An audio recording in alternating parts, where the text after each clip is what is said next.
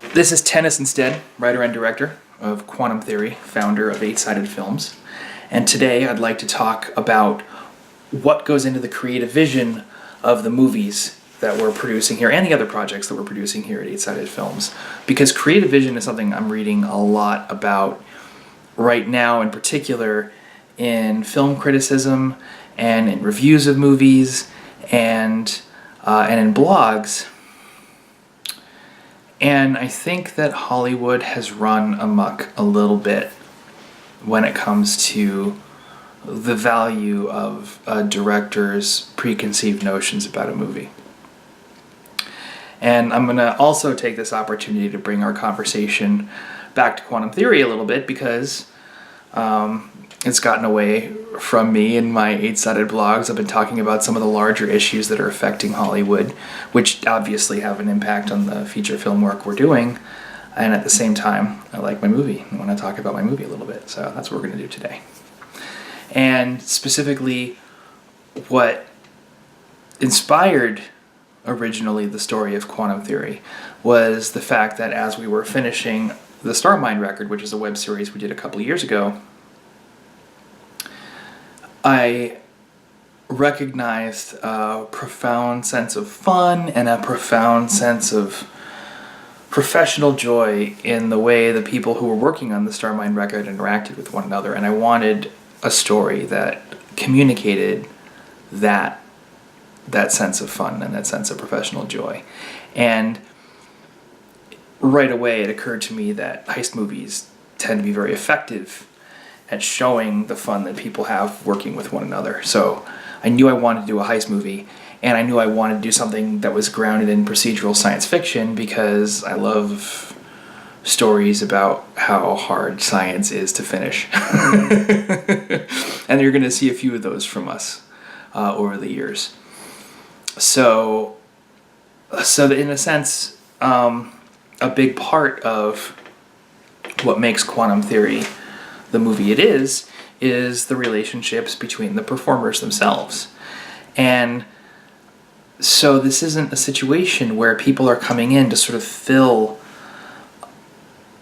specially little made holes that I've made for them to fit into. They're not filling boxes that I built in my mind and trying to fill those boxes as completely as possible. That's not their job. It's the movie that fills the space in between the collaborators instead of the collaborators filling the space the movie needs them to fill. So my job as a writer is, and this is actually interesting, it's something I was talking about with a colleague earlier this week. I explained it in terms of skiing because that's something he understands. I said my job is to, as a writer, is to build the mountain. And their job is to ski down the mountain. But ultimately, I'm building the mountain to take advantage of their skills as skiers. I want to show the best skiing I possibly can.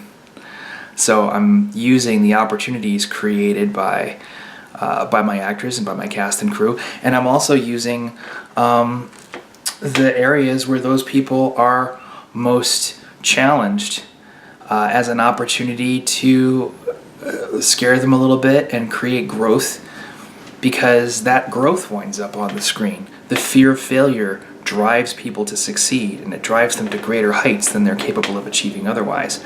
So when you're writing a screenplay, you want to make sure that you make the performance work that you're asking for difficult to the people who are most likely going to be performing it. And not unseemly so, and not to such a degree that you're actually setting them up for failure, but to such a degree that you're asking them to accomplish something important, and not just walk through it. It shouldn't be easy, because what's the point of doing something easy? And that was how quantum theory started, okay? And since then, I've been working on this film now for about 3 years. And the ensemble has grown together. We've done a lot of work together. We're continuing to do a lot of work together. We've got web content coming out now. We're working on actually a documentary about how we've built this company in the wake of the brain injury. There's been a lot of labor that's gone into reaching out to audience members like yourself. And we've gotten to know each other better. And we've built different ways of working together. And it's the movie's job to adapt to the changing relationships within the ensemble, and to become better and more complex and more interesting in the face of better, more complex, more interesting relationships. It's a collaborative art form. So our job is to basically move the movie through the, I don't know what to call it, the factory floor that's created by all of the different relationships we have and all the work we like to do together, and to the fullest degree possible to use that movie as an opportunity to bring out the best in ourselves and to bring out the best in one another. And then that product of that labor is what the audience ends up exposed to. That's what they end up watching.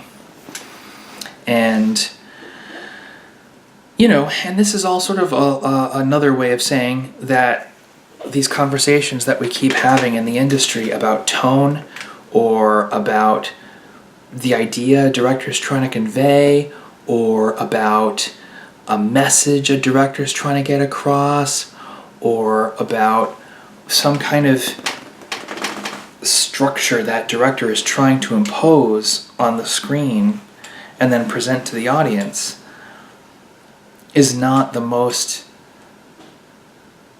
I don't want to say natural because that's not exactly the word, but it's not the most honest way to work.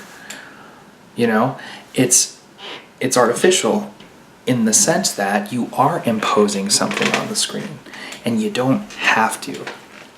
Instead, you can generate ideas and generate text, give the actors actions, give everybody something to do, right?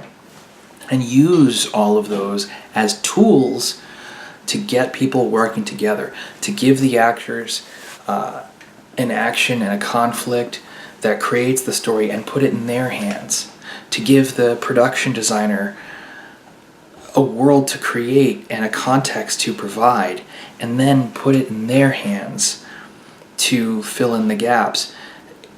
Have a vision in the sense that you know how lived in this world is, and you know how real things are, and you understand the stakes of the story you're trying to tell. And this is really important. You understand why the actions the actors are taking are important, and you understand also the design ethics in general that are going to reinforce those actions as opposed to undermine them. Just as a very simple example with quantum theory, if we were to go from a design perspective, if we were to go and create something that was very operatic and sort of very Doctor Who, which is a show that I love, but the same design choices in Doctor Who don't belong in quantum theory, because these women are trying really hard to build this technology. It's very difficult work for them. And if it turns out it's made out of, egg beaters, you know what I'm saying, in tinfoil, then what was so hard about that? Why was that so tricky? That doesn't reinforce the stakes. It doesn't reinforce the job that's in front of them. So we want something that looks a little bit more real-like. And at the same time, we also have to acknowledge that what we're creating is very made up. It's whimsical and silly to a degree. So we need something that doesn't make you question just how real the movie actually is. We can't go so far into reality that people start to say, well, would that actually work? You know what I mean? We can't necessarily, we need visual cues in there to let people know that this is made up engineering and not, an academic treatise on how to change reality with a machine. That's not what we're doing. So from a design perspective, it has to look like something that was really hard to build. It has to look like something that people worked on and pieced together and found all these parts for, but that those parts actually could come together and make this thing without then saying, how did these parts come together and make this thing? That's the design. That's the vision of the design. Anything more than that, and I'm just taking food off the designer's plate. I'm denying them the creative opportunity to express themselves. Why did I hire the designer I did if they can't come up with those kinds of things? Why did I hire the actors I did if they can't give these characters life? You don't give an actor line readings, is what I'm saying. You don't look at an actor and say, say it this way. That's not right. You hired the wrong actor if that's what you're doing. You don't trust your actors. What you do instead is you tell them what the action of the scene is. Here you are building this machine, and over here you're trying to get her to build the machine right because she's building it wrong. And you think you're right, you're trying to finish the machine. Now you've got a conflict, you've got two people, you don't want to waste the work, there's urgency there because you're running out of money, you can't afford to spend it on mistakes. And you're going to have to clean that up. Someone's going to have to be right, someone's going to have to be wrong, and they're going to argue about it, and one of them's going to try and finish the work, and the other one's going to try and interrupt it. And now you've got a scene, right? Give them those actions, tell them why it's important, tell them why it's urgent, but don't say, here's how you're supposed to, don't actually stand there and tell them the words they're saying in the way you want them to say them. That is literally the most condescending and useless thing a director can do.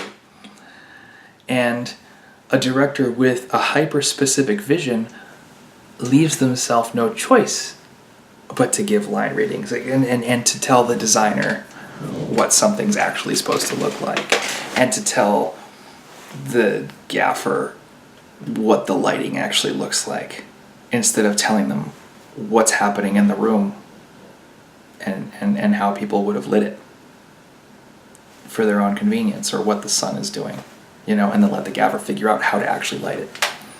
Let people do their jobs. Give the movie to the people you're working with. Let them express themselves, give them the empowerment, and let the movie become itself in the space between the people who are making the movie. And the most important thing is that you need to make sure, as a director and as a producer, that you're cultivating the relationships between those people so that the communication between them is as effortless as it can possibly be, and oftentimes even without words, without even speaking. They can get into a dialogue and just, they understand what each other is thinking on a perfect set. Because they've been working together for so long, and they understand each other's needs, and they get in front of each other and anticipate each other, and they start to do things for one another, and that winds up in the movie. When a DP knows an actor really well and has a sense of how that actor listens, and knows that something another actor's about to say is going to get under their skin, even if the actor doesn't realize it, the DP's going to probably pan the camera over a little bit just to see, and you see that on comedy shows a lot. We'll look over and the actor will go, ooh, make a face in response to what they're listening to. And in a perfect set, that's the DP's idea and not the actor. That's not artificial. That's not something that they planned. It's just the DP's like, oh, we're going to catch this because it's going to happen. Oh, it happened. Let the movie happen in the space that you've created with the people that you've created that space with. And then, you go into the editing room, you go into the post-production process, you want the same thing. You want to hire a visual effects team that's got the sense of specificity that you're looking for, and then you want them to bring something to the movie that you didn't anticipate. And it's not like a checklist, one thing I didn't anticipate. No, it's actually that they go and they create something different from what you thought, but maybe better. Or maybe you give them a little direction because it doesn't fit the needs of the movie. If it's specific in a way that conflicts with the stakes of the story and the reality you're creating, that's one issue. That's something you need to stop the process, get everybody on the same page, make sure everybody's making the same movie. But if they run off and do their own thing, and it's just not your vision, but it's great. What you want is to cultivate the environment where that's what happens in the first place. Because otherwise you'd be doing the visual effects yourself. And I think that's a good place to leave the blog. Thank you very much for listening to me rant. And hope you all are having a good evening. And this is Tennyson E Stead signing off.